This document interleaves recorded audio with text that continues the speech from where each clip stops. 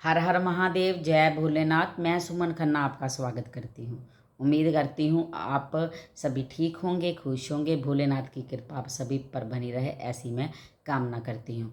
तो हमें सावन महीने के सोमवार के दिन कामिका एकादशी का महासंयोग प्राप्त हो रहा है। और इस दिन अगर आप अपने दुखों को दूर करने के लिए जो छोटा सा उपाय करते हैं, तो आपके जीवन में जो भी दुख शोक हैं वो सारे 100% दूर होंगे। मेरे गुरु जी का बताया हुआ ये उपाय है कि इसे करने से आपके जीवन में सारे दुख शोक दूर हो जाएंगे। तो उपाय बताते समय जो उन्होंने कहानी बताई थी वो मैं आपको अब बताने जा रही हूँ। उससे पहले अगर आपने मेरे चैनल पर नए हैं, चैनल को सब्सक्राइब नहीं किया, तो प्लीज़ चैनल को सब्सक्राइब कीजिए। जिन्होंने चैनल को सब्सक्राइब किया हुआ, वीडियो को लाइक अवश्य कीजिए। कमेंट बॉक्स में हर हर महादेव और जय विष्णु भगवान का जयकारा अवश्य लगाइए, उनकी कृपा आपको अवश्य प्राप्त होगी। तो उन्होंने मुझे ये बात बताई कि जब सीता माता को रावण हर कर ले गया था, तो उसने उसे माता सीता को बिठाया था अशोक वाटिका में। और अशोक वाटिका में एक अशोका के पेड़ के नीचे ही माता सीता ने वो 9 महीने का समय गुजारा था। और गुजारा कैसे था, हमेशा वो वहाँ पर वो राम भगवान को याद करती थी, जो कि विष्णु भगवान का ही एक अवतार हैं। तो वहाँ पर उन्होंने राम भगवान का ही याद किया और हमेशा उनसे यही प्रार्थना की कि हे प्रभु, आप आइए, मुझे जहाँ से रावण के चंगुल से छुड़ा कर लेके जाइए और मेरे दुख शोक को आप हरें, मुझ पर कृपा करें, मेहर करें, कृपा करें। और वहाँ पर वो ये प्रार्थना करती ही रही जब तक वो वहाँ पर रहे, माता सीता वहाँ पर रहे थे। तो ऐसे ही हमारे ज़िंदगी में जो भी दुख हैं, जो भी शोक हैं, वो अगर हमने हरने हैं, तो आपने विष्णु भगवान की शरण में जाना है। माता सीता के दुख शोक इसी से दूर हुए थे कि उन्होंने, जब वो रावण को मारकर राम भगवान उनको लेने आए थे, तब माता सीता ने अशोका के पेड़ को ये वरदान दिया था कि जो भी तेरे पत्तों से, जहाँ तेरे पेड़ की जड़ को घर में लाकर पूजा करेगा, जहाँ तेरे पत्तों से श्री विष्णु हरि की पूजा करेगा, अपनी प्रॉब्लम को, अपनी दुविधा को बताते हुए, दुख को बताते हुए, तो जैसे मेरे दुख हरे हैं वैसे ही तू उनके भी दुख को हर लेना। तो आपको करना क्या है, आपने लेने हैं अशोका के ये 11 पत्ते।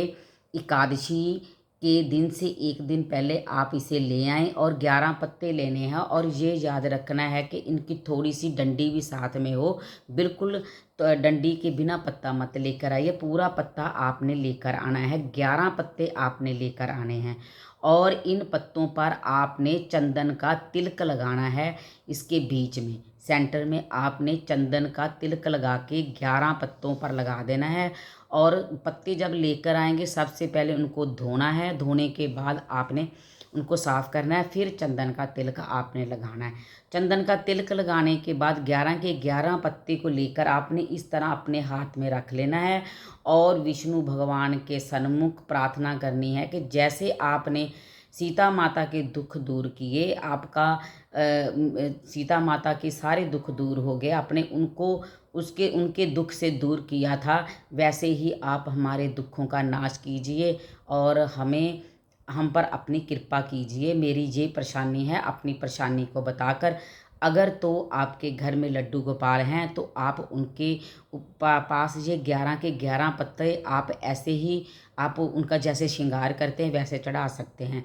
अगर आपके पास कोई भी श्री कृष्ण भगवान की मूर्ति है, तो उसके पास रख सकते। अगर ऐसी कोई भी सुविधा आपके पास नहीं है, तो आप ये 11 के 11 पत्ते मंदिर में, राधा कृष्ण के मंदिर में, जहाँ सीता राम जी के मंदिर में आप चढ़ा कर आ सकते हैं। तो सिर्फ ये इतना सा उपाय है और इस उपाय को करने से आपके सारे दुख दूर होंगे। और साथ में ही मैं आपको एक और बात बताती हूँ, अगर यही अशोका के पत्ते आप 2 पत्ते जब 5 पत्ते आप शिवलिंग पर भी अर्पण करना शुरू करते हैं अपने दुख को दूर करने के लिए, तो भोलेनाथ भी बहुत जल्दी आपके दुख को हरते हैं। तो एकादशी के दिन ये छोटा सा उपाय करना आप ना भूलें। मात्र इस पत्ते से कोई खर्चा नहीं है, मात्र इस पत्ते से आपके दुख दूर होंगे। तो मैं पूरी उम्मीद करती हूँ कि ये छोटा सा उपाय और आपके सारे दुख जे हर लेगा। जे दुख शोक हरने वाला अशोका है। अशोक के पत्ते को इसीलिए इसे अशोक कहते हैं कि ये दुख और शोक को हरता है। प्रार्थना कीजिए कि हे श्री कृष्ण भगवान, मैंने आपको अशोका के पत्ते चढ़ाए हैं, मेरे दुख दूर कीजिए, मेरे शोक को, जो भी दुख शोक है उसे हरिए। तो आपको इसका लाभ अवश्य प्राप्त होएगा। तो मैं उम्मीद करती हूँ कि आपको ये जानकारी बहुत अच्छी लगेगी। तो ऐसी ही जानकारी के लिए फिर मिलते हैं, तब तक के लिए हर हर महादेव, जय भोलेनाथ।